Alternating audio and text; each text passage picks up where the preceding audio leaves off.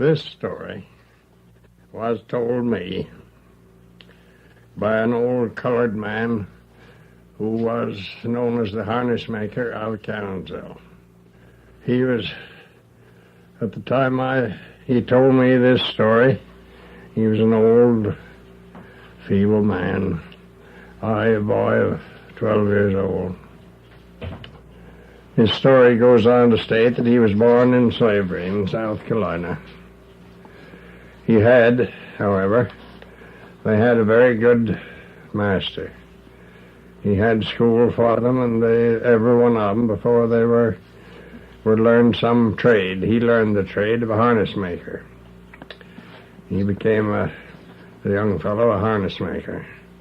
With the opening of the Civil War, he was taken in the Army to repair harness. After the Emancipation Proclamation, he repaired harness in the Union Army. He was taken over by the Union soldiers, Sherman's Army. At the close of the war, he eventually reached New York, where he finally secured a job working on the Erie Railroad as a fireman. And eventually was assigned the position of a regular run between Port Jervis, New York, and Susquehanna, Pennsylvania. He was fireman on trains 1 and 2, which was known then, as is today, the Chicago Express. This story now that I am relating is George's story. Well, you see, it was like this. We were coming up one day in March along the West Branch between Callicoon and Long Eddy. A few flakes of snow were falling. Occasionally we saw a raft of lumber in the river. Everything was going fine when all at once, no warning whatever, something happened. We all jumped. The engineer, I, and the engine.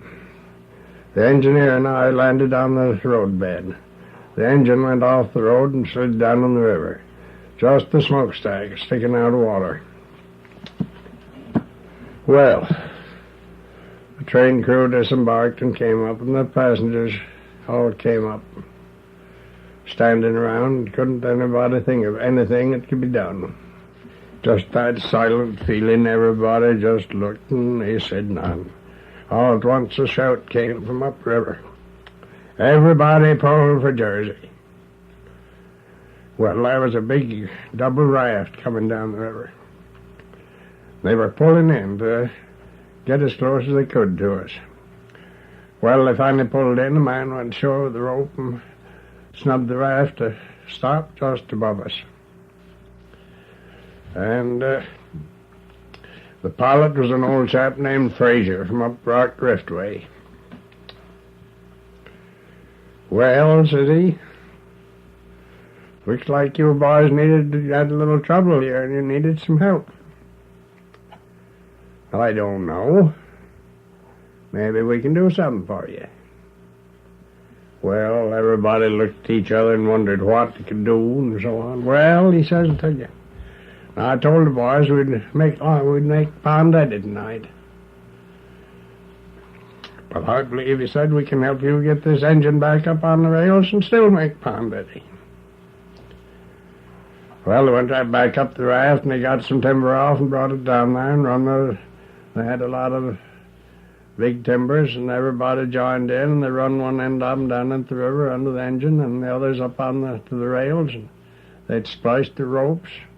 One man dove down, went under the boiler and the engine, put the rope around it, up back on a tree, brought the rope down to the river. Now, he says, we'll go up and cut the raft loose, and when we get down here, will you throw us the rope? We'll make a handspike snub, and I believe it'll pull you up on the track. And that's just exactly what happened. Everything ran up on the track. George says, just as quick as it got up there, I jumped up on the engine and I went to firing up. The raftsmen stopped down below and got the ropes and timbers and so on. Why, almost no time at all, I had steam up.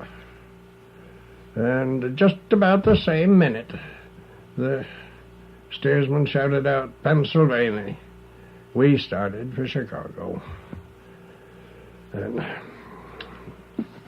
had quite time firing up the wet wood. That wood all soaked up, and the worst yet, just as we pulled inside of Hancock, I threw the last stick in the firebox. But the train crawled into the station. Hancock was a wood station. They had wood piled up there, firing. Everybody joined in and loaded up the tender with wood. The conductor come up. He called up to the engineer. He says, "All you got to do is keep her wide open." And he turned to me and he says, "George, you throw wood like you never throw wood before." And he says, "Don't try that foolish stuff of saving out the crooked sticks to fire the curves with. Just chuck on in." Well,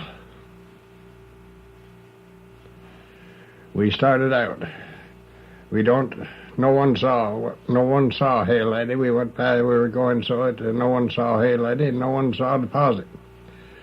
They'd announced that they wouldn't stop because they were late. Right through Deposit. Deposit never saw the train at all, but they did after a while see a swarm of ashes and cinders come down all over town. Got in Susquehanna. Train dispatcher come out there and raised Cain. He says, "Do you fellows know you're 21 minutes late?" Tomcat